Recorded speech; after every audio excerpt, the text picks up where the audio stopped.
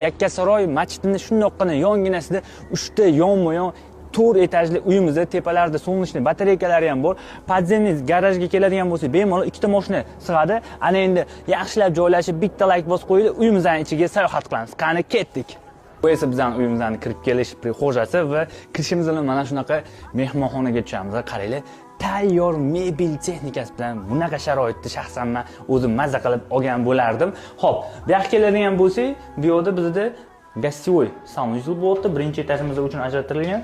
Shuni yonginasida oshxonamiz bo'lyapti. Oshxonamizni ham ko'ryapsizlar, kengligini, ayollarimiz uchun barcha qulayliklar mujassam qilib qo'yilgan. Bu yoqda mana shunaqa kichkinagina hovlichasi, hovlisini ham ko'rib turibsizlar. Va bu yoqqa keladigan bo'lsak, podvalga tushib ketamiz. Podvalni ham o'zingizlar ko'rib turibsiz. Bemalol 2 ta mashina sig'adi. Ana endi sizlar bilan birgalashib ikkinchi etajga sayohat qilamiz. Uyimizning ikkinchi etaji. Ikkinchi etajga chiqishimiz bilan mana shunaqa yotoqxona, o'zining balkonlari ham bor. Sharoitlarni qaranglar, tayyor, faqatgina kiyiminglar bilan kelasizlar.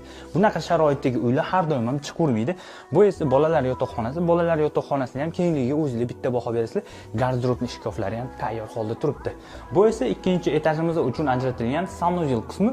Shuni yonginasida master spalni, ya'ni o'zini ichida garderob va sanuzellariga ega. Bu yoqda mana shunaqa ajoyib bo'lgan joylar tashab ketilgan. Mana garderobni qaranglar, ayollarimiz mazza qilishadi mana shunaqa joylarga, patsiyetniklariga. Niyat qilganlar bitta like qizartirib qo'yasizlar.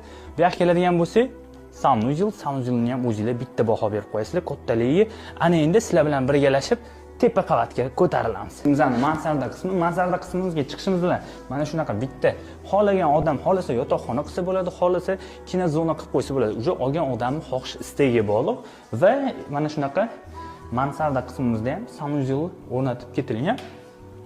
Va mana shunaqa kattagina master spalni qaranglar, kirishinglar bilan katta keng. Bunga menga eng yoqqan tarafi bu master spalni qaranglar. Birinchi garderobni buni kichkinalik qiladi desangiz, keling. Mana buni bitta ko'ring. Mana buni qarang. Ayollarimiz yoqadi-yu, patsiyetliklari bilan kattagina garderob. Garderob bo'lsa mana shunaqa bo'lsin. Endi bu yoqqa keling. Xo'p, bu yoqdan kirib, bundoq aylanasizlar, sanuzelli eshigini ochib beraman, bitta o'zingiz ko'rib baho berasiz, yuraychani bitta qizartirib qo'yasiz. Manzilga to'xtaladigan bo'lsa, Yakkasaroy tumani, orientir Yakkasaroy masjidi. Niyat qilib mana shu videoni ko'rib bitta like bosing, bu kimga ravo ko'rsangiz, o'sha jigaringizga tezda yuborib qo'ying.